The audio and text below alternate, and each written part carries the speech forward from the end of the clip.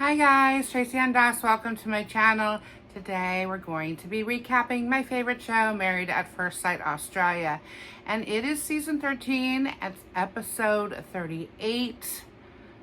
This is a good one, you guys. It's getting to the end and I'm looking forward to the reunion at this point. My favorite couple has already broken up since the final vows and my heart is completely broken. I know it would be a challenge because Rachel was going to have to fit into Steven's life. And that's just the way that some men are. Some men are really flexible and loving and kind. And some are that way, but they're not very flexible about anything else. They think it's the woman's job to fit into their life. And that's too bad. And especially for Steven, because he's never going to find anything like Rachel. I mean, what an absolute doll she is. There's just going to be a lot of compromise and not on Steven's part, all on Rachel's. She's going to have to give up everything just to be part of his life.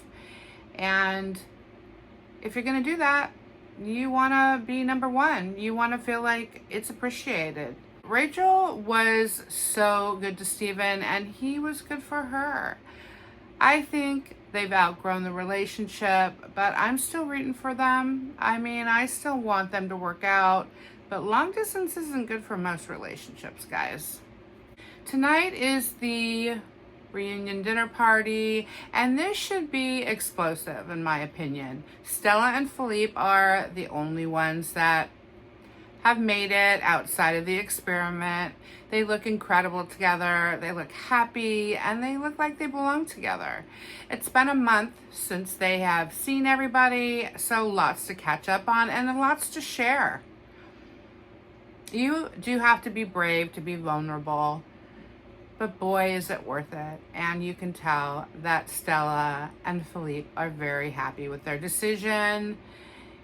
They're officially engaged. He actually got down on a knee and asked Stella to marry him and got her a beautiful ring. And this is the first time everybody's hearing about it, so they're all really thrilled for them, which is really nice to see that everybody's so happy for them when their relationships didn't work out. Steven and Rachel broke up last week, and it hasn't been very long for them to really digest what's happened. They look like they're still very traumatized and very upset. He hasn't been able to prioritize her, according to her, and he isn't fighting for her. And she's really fought for him since day one.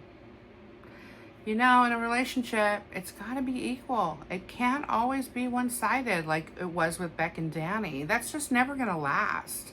Resentment's going to be formed, and I think that might be what happened here. Rachel does really believe that she and Steven are very much in love, and he's just not willing to compromise. Alyssa says David has been disrespectful, and I don't see that. But she's been really calling him out a lot lately, so I see him starting to get a little bit angry. Maybe that's what she's confused about. He's been very kind to her, but everyone has a breaking point, and I do believe David hit his, and he hit it hard. David is much happier today. He has got his swag back. He doesn't look like a broken man, and there's a lot of women out there. And there's a lot of women just as pretty as Alyssa that are kind and sweet and will let you finish a sentence. Of course, Alyssa wants an apology. One that she's never going to get from David, that's for sure. I mean, if anything, she owes him one. Poor Scott, he's so sweet and emotional, and he really loved Gia and just wanted her to meet him halfway.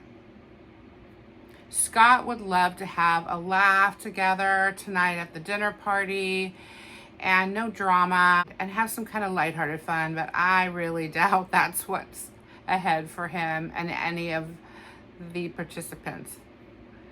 Gia wants a man to chase her, to pick her, stand up for her. I think Scott did all that, didn't he? I'm excited about seeing some of my favorites. I miss Luke. I miss Joel and Sam. I miss all of them.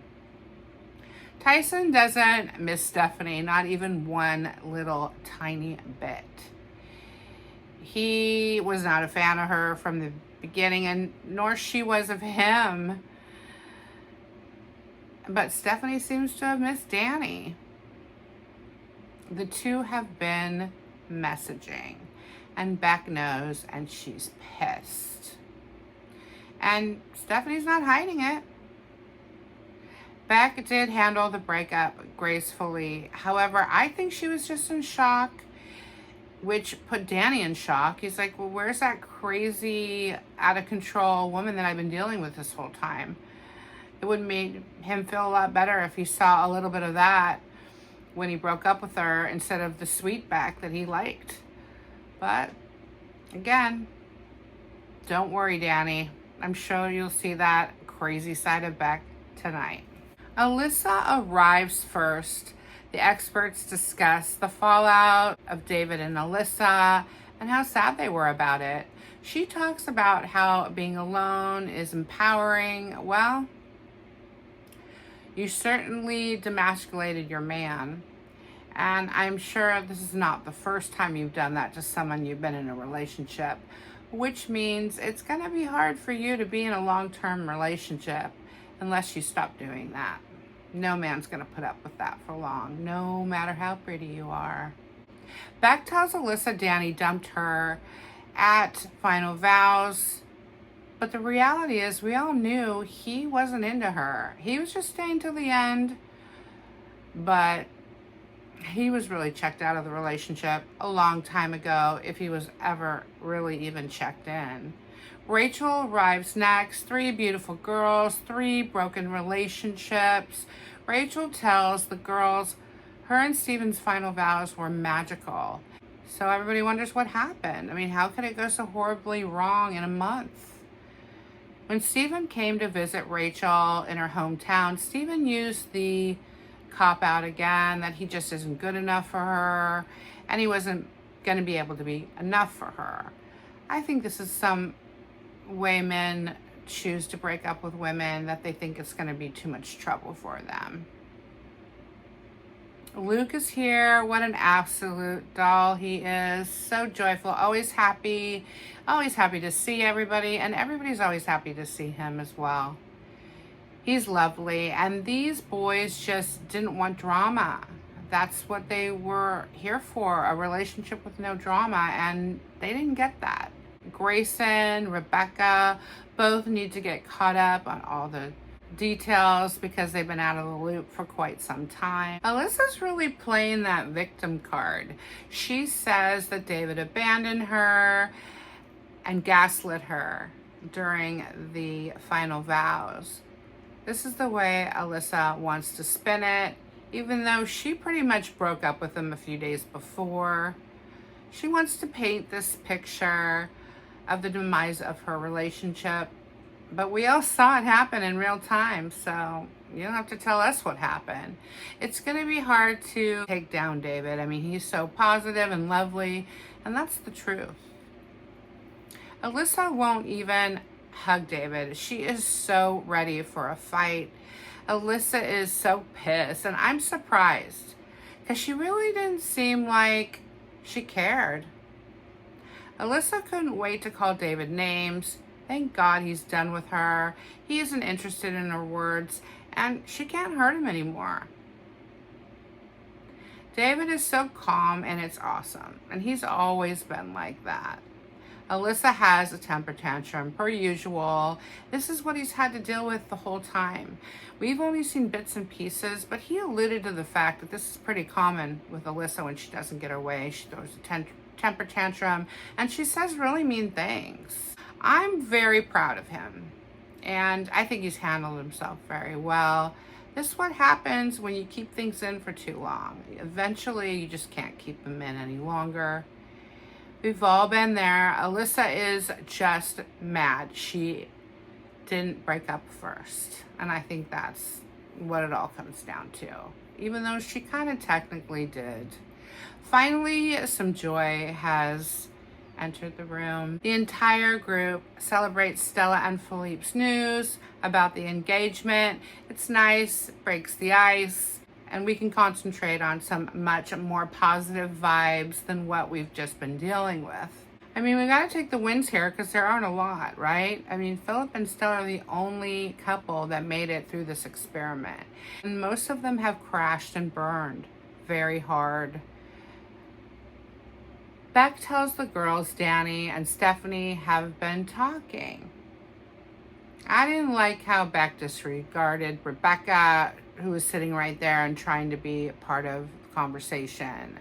She was just only really concerned with talking to Stella, and it really showed how rude Beck was. I felt really sorry for Rebecca, but I mean, everybody knows that Beck only cares about herself. She wouldn't be a very good friend. Wow, Beck is such a faker. She's hugging Stephanie like they're besties, just like she did with Gia. And Stephanie isn't friends with Beck. She could care less about her drama. Julia arrives, and when she hugs Grayson, it's a real hug. I mean, they were really good friends. Joel's here, and he is the life of every party. He's just got such a big presence. When he walks in the room, you can't look at anything but Joel. Steven looks so sad, though. I feel so bad for Steven. I just don't think that these two are even anywhere close to healing. I mean, their breakup has only been a week old, and they were so happy on final vows. Steven arrives at the dinner party, and Rachel is the first to greet him. I mean, she stands up right away, and I don't think they should have broken up. I think they're both gutted. Fix this, you guys. Fix this, please. Keep working on it. Gotta work on your relationships. Steven didn't have his ring on, but he had it in his pocket. He was just waiting for Rachel to say any kind of positive thing, and he put that ring right back on his finger, and they really missed each other. And this relationship isn't over yet. Just pump the brakes, guys. Scotty has arrived, and he is loved by the group, and he looks much happier than he has the last few times they've seen him.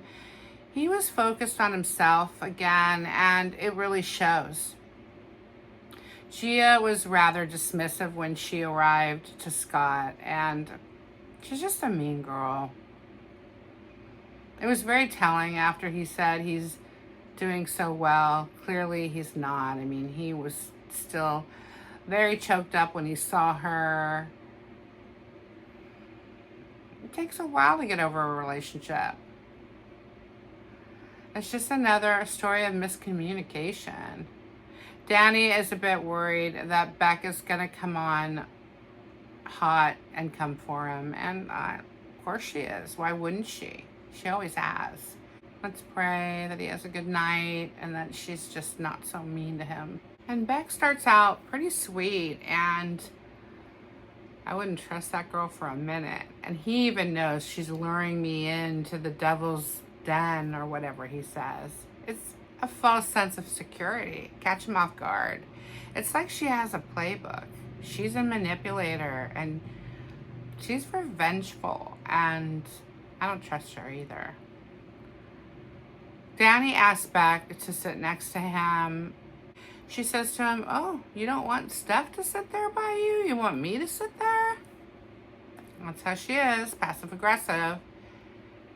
Joel really is so funny, and everyone has absolutely grown to love him. He has that fun energy. And you know, he said that about himself. He said, people don't really like me at first, but once they get to know me, they love me, and it's true. He knows who he is. The truth comes out. David confesses that Alyssa even called him out on physical features, apparently that she wasn't fond of. Can you imagine? I mean, he's such a perfect specimen. What more can you ask for? He really hit her skeletons to make her look good on camera, and she's not the sweet girl that she presented herself as. I saw her on a watch video of the season, and she was screaming out, she was saying vulgar things, and she was just nasty. And I'm like, who's this? This is not who I saw. And I watched every minute of that whole entire season, and I don't know that person. David really changed the way he felt about Alyssa when he saw the video of the grass is greener dinner party, and he saw how she acts when she's not with him, and he didn't like it, and I don't blame him. And it wasn't just that video. He had already experienced things and heard things, and this was just solidifying what he already knew. That's why it seemed like he changed so quickly. He's been feeling like this for a while, and it's too bad. It seems like the experts maybe really could have helped them with these things, but he was too busy trying to protect her and help her be shown in such a sweet and innocent light, and that's not who she was. And of course, Luke, he's such a sweet, positive soul, and he sees all the negativity going on with David and Alyssa and Beck and Danny, and he just tries to change the subject. So he starts to focus on Filip and Stella, because really it's the only positive situation at the dinner party. And it's really nice how he points them out and celebrates them and kind of turns everybody's energy back on something more positive. Mel's back, and I'm not as mad at her because she isn't being so mean to Luke anymore. I imagine he has probably already found somebody. Such a great catch. Danny tells Beck that he's really missed her, and he really wants to be friends, but she's not interested in that. And it's sad because they did have a really good friendship. Danny doesn't want to fight, but that's what he's going to get from his ex. I think it would make Beck feel better if he was interested in another girl, because then it would be, it's just because he's interested in her, not me, instead of he just doesn't want to be with me. It's a whole different feeling, and he's just not ever been romantically interested in Beck, and he's let everybody and Beck know from the very beginning. And usually, to be honest, in my opinion, things like that don't change. There's such a thing called pheromones, and attraction is attraction. It doesn't matter how the other person looks. They could be a gorgeous supermodel or male Chippendale dancer, and if you're not attracted to them, you're just not. You know, she's a lot like Alyssa in the fact that she will talk over Danny if she doesn't like the way his conversation is going. This is her way of trying to control the narrative. It doesn't work. We can all see what he's trying to tell you, just like we could see it with David trying to talk to Alyssa when she would just talk right over him. I mean, I'm starting to think she's really making up a story about Stephanie and Danny that's not really true. That's her way of get the focus off of the fact he's just not in love with her. Gia tells Tyson that Stephanie sent a bikini photo to Danny, and it's not really accurate about what happened. Yes, she sent a bikini photo. She sent pictures of the beach and herself on the beach. It wasn't as nefarious or sexual as everybody's claiming it to be. It was really kind of quite innocent. I mean, Gia just can't help herself. She has to cause drama wherever she goes. And if she's not causing it up, she's stirring it up. The whole emoji thing came up. It's really ridiculous. I've sent hearts to just about everybody in my world. That doesn't mean I'm in love with them. It's just a nice little thinking of you, kind of innocent, sweet thing. He sends them to his guy friends. He's like, hey guys, have I not sent you all hearts before? And they're all, yeah, you send them all the time. She's making a mountain out of a molehill, and she's just trying to get the attention off of herself. And Stephanie is the one who's getting pulled into this. Here she is, the Beck that Danny left at the altar. The crazy, unhinged, horrible side of her. The side that nobody wants to see, and the side that Danny couldn't fall in love with. But here she is, and she's being nasty. And he's like, who would want to raise their children with somebody like this? I mean, she really just has no control over her emotions. And Joel is not the only one that feels this way, but he's certainly the only one who says it. He says it's a deflection from her pain. She's in a lot of pain. She really did love Danny. And I mean, can you really be mad at somebody if they're not attracted to you? I mean, I understand she's had her heart broken. And that's something that she's going to have to work through herself and move forward. She loves Danny, and it's painful when he said that she's not wife material. That's like one of the worst things you could say to somebody like her who really wants a family. And she's running out of time. Danny really tried to do the right thing. Danny, Scott, David, Luke, they're not punching bags, and they're not going to allow women to treat them like that. They wouldn't treat their women like that. So many excuses here for bad behavior in this episode from these adults. It's unbelievable. But I really did enjoy this absolute train wreck of an episode. One of the juicier ones for sure. And the next episode is going to be just as juicy. So I hope you'll tune in and continue to watch my videos. I'm doing Temptation Island, guys, and it's already first episode in, pretty good. So I hope you'll join me to watch that season. And we're just waiting for the next Married at First Sight to come on. I think we're gonna have to wait a little bit though, so we'll have to find other fun things to watch. I hope you guys have a really amazing week and tune into some of my other videos. Take care. Bye.